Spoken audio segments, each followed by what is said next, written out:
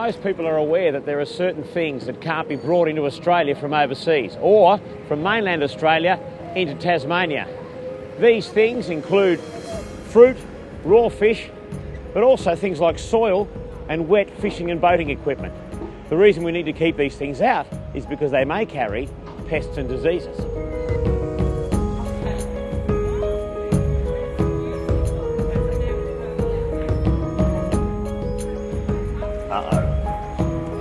These can cause major damage to our fisheries and agricultural industries, and also to our wildlife and wilderness that make Tasmania so special. You won't be able to bring this one in today, sir. So just like we can't bring in fruit and veggies, we need to be aware that there are other nasties we can't bring in as well. And can we just have a look at your fishing rod, please? Oh, sure. It's brand new and it's clean and dry. Thank you.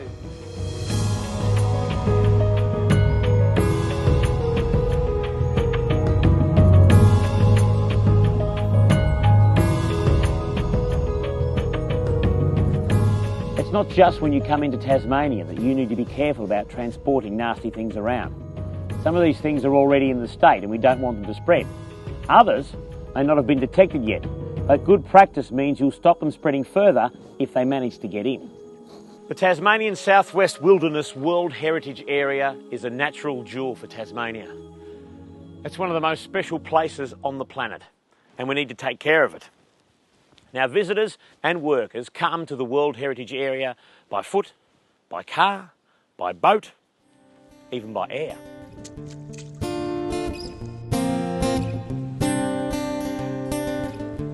Any form of travel may bring in things to the World Heritage Area that we don't want here. The good news is there are simple steps we can all take to keep these nasties out. But first, let's take a closer look at these pests and diseases. Chytrid, or frog fungal disease, which is already present in some parts of the state and is leading to the death of many frogs worldwide. Phytophthora, or root rot, also present in some parts of the state and kills many native plants. Mucor, or platypus fungal disease, which causes deadly lesions in platypus. Didymo, rock snot, a freshwater algal pest that smothers waterways and is a major pest in other parts of the globe, including New Zealand waters.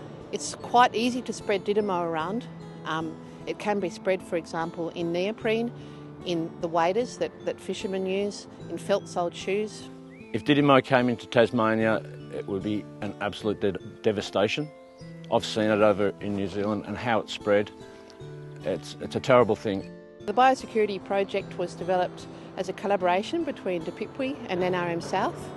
It was developed primarily to protect the World Heritage Area from a number of threats that have the potential to impact the plants and animals that live within the World Heritage Area. We're also developing principles that can be applied more broadly across Tasmania to protect various plant and animal species that live in other places and on private land. We have some of the most amazing natural and cultural heritage anywhere in the world. So, you can look at our carnivorous marsupials, the Tassie devils or the quolls, things like the monotremes, the platypus and the echidna. Egg-laying mammals, it's so unique and quite often I think it's easy to take those things for granted. We're so lucky we've grown up with all these amazing animals all around us. People come from all around the world to see these species. Tassie's been compared to places like the Galapagos Island or the Amazon Basin for its animal species, and also the plant species which are found here as well are some of the most incredible things all around the world. So the Tasmanian devil facial tumour disease is obviously an extremely significant issue in Tasmania and obviously affecting the Tassie devils. And it's also very high profile. But some of these other waterborne pests and pathogens sort of go under the radar and we don't hear much about them, but they still have a huge detrimental effect to our natural heritage. Understanding how we can make small changes in our routines whenever we visit a natural area is really important, and we can help stop the spread of these nasty pests and pathogens. All of these pathogens, weeds that we're talking about can be spread with mud and water. So with any water that we're using in the field, with mud on our boots and with mud on our vehicles and in our equipment, in our camping gear. So it's really important that we keep all of our equipment mud-free before we enter the World Heritage Area and also between sites when we're travelling within the World Heritage Area. So the protocols that we're putting in place involve a number of footwash stations that will go in key potential pathogen entry points into the World Heritage Area. So they're very easy to use, basically for anyone who's a recreational park user who's planning to enter the World Heritage Area.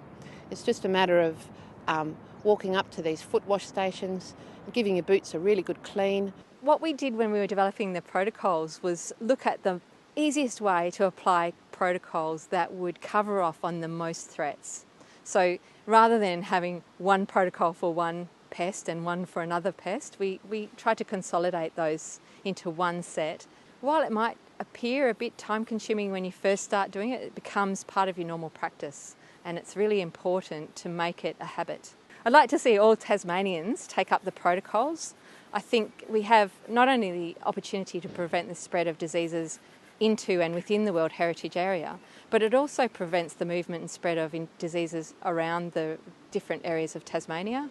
So I think it's really important that we all take some responsibility for that. The good thing is that while there are many potential risks, we can all take some easy steps to help prevent them from spreading. All of these pests and diseases can be spread in small amounts of contaminated soil or water, and so proper cleaning and disinfection can safeguard against them all. Remember, don't move soil, gravel, plants or animals between different locations. Don't use felt-soled boots. Instead, use gumboots or use waders made from PVC. Check, clean, disinfect and dry all equipment and boots. Anything that can get wet or muddy. There are additional videos here that explain exactly how best to clean your equipment. Please have a look at the one that best suits your activities. You can contact NRM South about obtaining an F10 disinfectant and compact hygiene kit. These procedures have been developed in cooperation with a wide range of groups who recognise the importance of protecting our wilderness areas, wildlife and recreational fisheries.